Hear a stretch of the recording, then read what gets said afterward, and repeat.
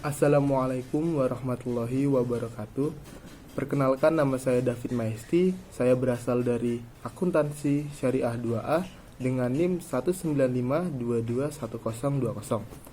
Di sini saya akan menceritakan sedikit biografi mengenai salah seorang cendekiawan muslim atau ilmuwan muslim yang berasal dari Tunisia, yaitu Ibnu Khaldun. Nah, Ibnu Khaldun memiliki nama lengkap ialah Waliyuddin Abdurrahman bin Muhammad bin Bajir bin Abdurrahman bin Khaldun. Nasab Ibnu Khaldun digolongkan kepada Muhammad bin Muhammad Hasan bin Jabir bin Abdurrahman bin Khaldun. Beliau dikenal dengan nama Ibnu Khaldun. Ini dihubungkan dengan kakek beliau yang kesembilan, yaitu Khalid bin Utsman. Kakeknya ini merupakan orang pertama yang memasuki negeri Andalusia bersama dengan para penakluk berkebangsaan Arab. Sesuai dengan kebiasaan orang Andalusia dan Maghribi, mereka menambahkan kata wawu dan juga nun di akhir nama-nama orang terkemuka sebagai penghormatan dan takzim kepada mereka. Oleh sebab itu, nama Khalid berubah menjadi nama Khaldun. Banyak referensi yang berbeda-beda mengenai nama lengkap dari Ibnu Khaldun itu sendiri.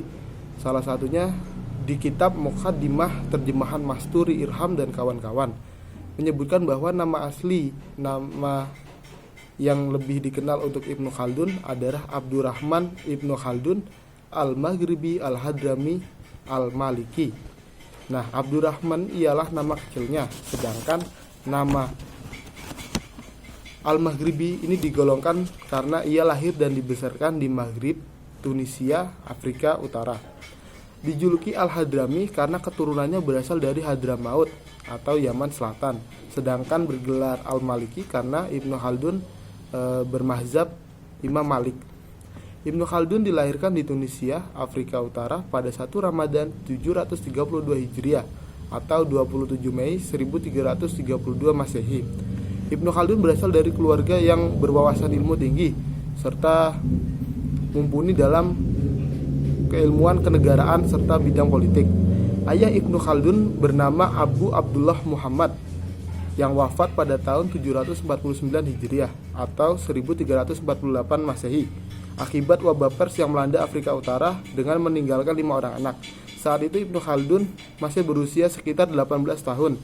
Ayahnya merupakan seorang ahli bahasa dan sastra Arab. Setelah memutuskan untuk berhenti dari bidang politik, ayah Ibnu Khaldun ini memfokuskan diri kepada ilmu pengetahuan dan kesufian serta memahami ilmu-ilmu agama, sehingga beliau pun dikenal sebagai orang yang mahir dalam syair sufi dan berbagai bidang ilmu lainnya. Pada awal abad ke-13 Masehi, kerajaan Muwahhidun di Andalus hancur hingga sebagian besar kota dan pelabuhannya jatuh ke tangan Castilla termasuk kota Sevilla. Bani Khaldun terpaksa hijrah ke Afrika Selatan mengikuti jejak Bani Hafiz yang sebelumnya telah berhijrah terlebih dahulu. Nah, di Afrika Selatan ini, keluarga Ibnu Khaldun itu memiliki peran penting karena diangkatnya kakek Ibnu Khaldun untuk mengatur urusan negara mereka di Tunisia. Lalu mengangkat juga keluarga dari Bani Khaldun yaitu Muhammad bin Abu Bakar untuk mengurus urusan hijabah atau kantor urusan kenegaraan.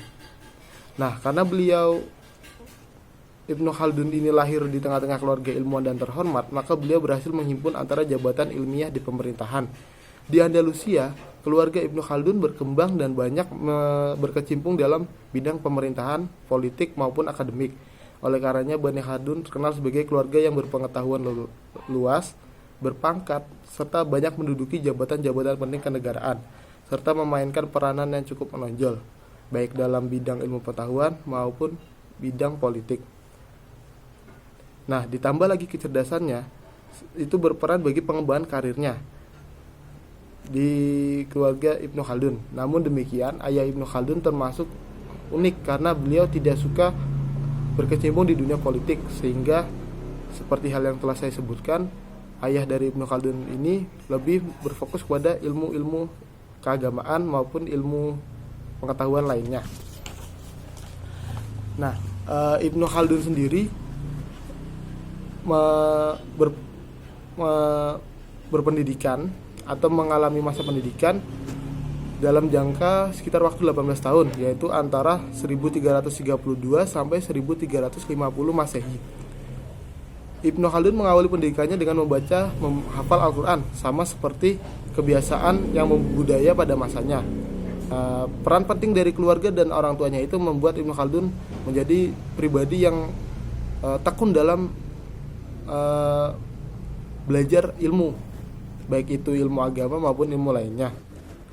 Misalnya saja, Ibnu Khaldun mempelajari bahasa Arab dengan sastranya, Al-Quran dengan tafsirnya, hadis dengan ilmunya, ilmu tauhid, fikih, filsafat, dan ilmu berhitung. Menurut Ibnu Khaldun, Al-Quran ini merupakan sebagai pendidikan awal dan sangat penting karena menjadi landasan dalam konsep Islam. Al-Quran penting bagi kehidupan seorang muslim karena merupakan sumber utama pengetahuan dan pedoman yang membimbing manusia tersebut.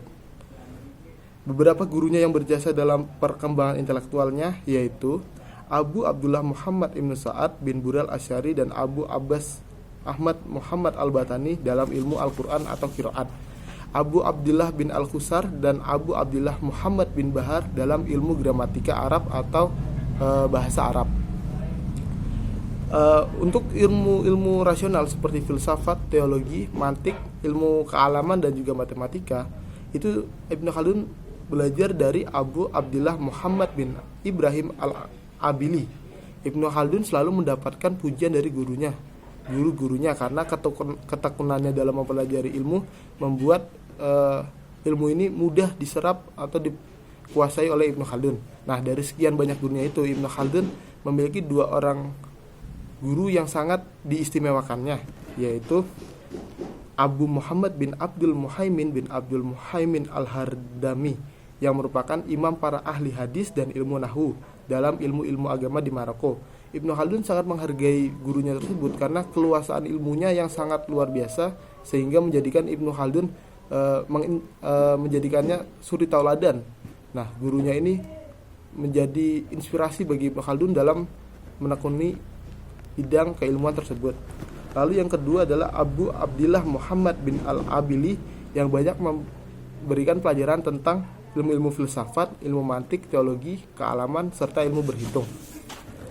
Selain memiliki banyak guru terkenal pada masanya, Ibnu Khaldun juga mempelajari beberapa karya ulama terkemuka. Misalnya saja saya bacakan, yaitu kitab Alamiyah Al-Qiraat, Rafi Al-Rasmi Mushaf karya Al-Shatabaiti.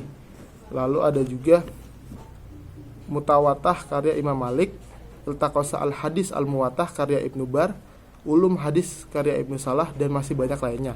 Nah, dari banyak sekali bacaan-bacaan di situ dapat disimpulkan bahwa jenjang pendidikan yang dilalui Ibnu Khaldun ini sangat ketat, sehingga dari bimbingan banyak guru tersebut membuat Ibnu Khaldun ini memiliki wawasan yang sangat luar biasa. Nah, pada tahun 759 Hijriah, Tunisia dilanda wabah pers yang sangat berbahaya, di mana hal tersebut merenggut keluarga dan juga orang tua Ibnu Khaldun sendiri.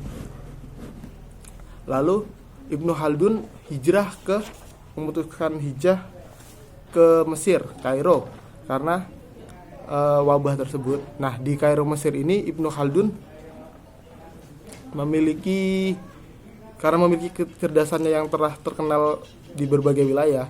Di Kairo Mesir ini Ibnu Khaldun diangkat menjadi dosen fikih di Mesir dan juga diangkat menjadi kepala pemerintahan yang berperan penting di Kairo Mesir.